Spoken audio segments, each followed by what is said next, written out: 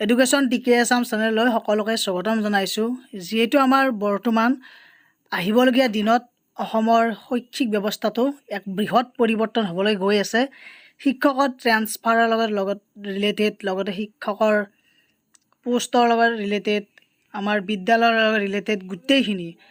কাৰণ এতিয়া যিহেতু মুখ্যমন্ত্ৰী ডাঙৰীয়া আজি শিক্ষামন্ত্ৰীক আহ্বান জনাইছে যে এতিয়া বিদ্যালয়ত অধিক লাগে নে গুণগত শিক্ষা লাগে, বিদ্যালয় অধিক লাগে নে গুণগত শিক্ষা লাগে। মানে গুণগত শিক্ষা আৰু যদি আমাৰ বিদ্যালয় অধিক লাগে তেনেহ'লে আমাৰ কি হ'ব, শিক্ষক ৰিক্ৰুটমেণ্টটো যদিও বাঢ়িব কিন্তু PTR যিহেতু 30:1, গতিকে সেই হিচাপত চাবলৈ গ'লে আমাৰ লষ্ট হয়। কাৰণ আমাৰ ল'ৰা ছোৱালীৰো লষ্ট হয়।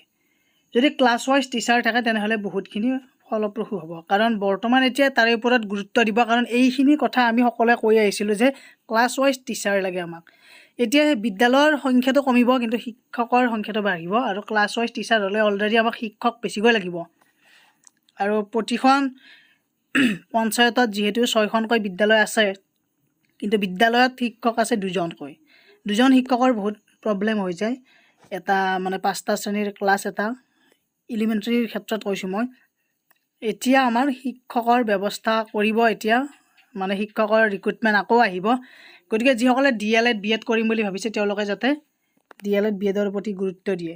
ইয়াৰ লগে লগে মুখ্যমন্ত্ৰীয়ে এটা কথা কৈছে যে প্ৰেক্টিকেল কৰি আহিব লাগে বুলি কৈছে, কিন্তু একচুৱেলি আমাৰ DLED বা BEdত আমাক ইণ্টাৰ্ণশ্বিপ দিয়ে। সেই ইণ্টাৰ্ণশ্বিপ দিয়ে যিহেতু, গতিকে ইণ্টাৰ্ণশ্বিপ কৰিলে আমি বেলেগ এখন স্কুলত ক্লাছ কৰি আমি এক্সপিৰিয়েঞ্চটো পাওঁ যে 6 মাহ আমি যিহেতু ইণ্টাৰ্ণশ্বিপ কৰিবই লাগে, গতিকে তাতেই আমি কি কৰা যায়, আমাৰ এক্সপিৰিয়েঞ্চটো হৈ যায়। গতিকে ইয়াৰ ক্ষেত্ৰত হয়তো ইমান এটা চেঞ্জ নাহিব পাৰে যদিও মুখ্যমন্ত্ৰীয়ে কৈছে। কাৰণ আমাৰ BEd DLED কৰিলে আমি যিহেতু ইণ্টাৰ্ণশ্বিপ কৰিব লগা হয়, আমিও কৰিছিলোঁ সেনেকুৱাকৈ। গতিকে লগতে প্ৰধান শিক্ষক যিহেতু এতিয়া জ্যেষ্ঠতাৰ পৰা দিব, ইয়াৰ লগতে আমাৰ প্ৰধান শিক্ষক 26জন ষ্টুডেণ্ট থকা, 26ৰ পৰা 40জন ষ্টুডেণ্ট থকা বিদ্যালয়বোৰতো প্ৰধান শিক্ষকৰ পদ সৃষ্টি কৰিব। গতিকে লাহে লাহে হ'ব এইবিলাক। গতিকে অকণমান অপেক্ষা কৰিব লাগিব। 2030 চনৰ ভিতৰত আমাৰ শিক্ষা ব্যৱস্থাটো অসমত বিশেষকৈ মানে চৰকাৰী স্কুলৰ যিটো ভূমিকা সেইটো অধিক উন্নত মানৰ হ'ব।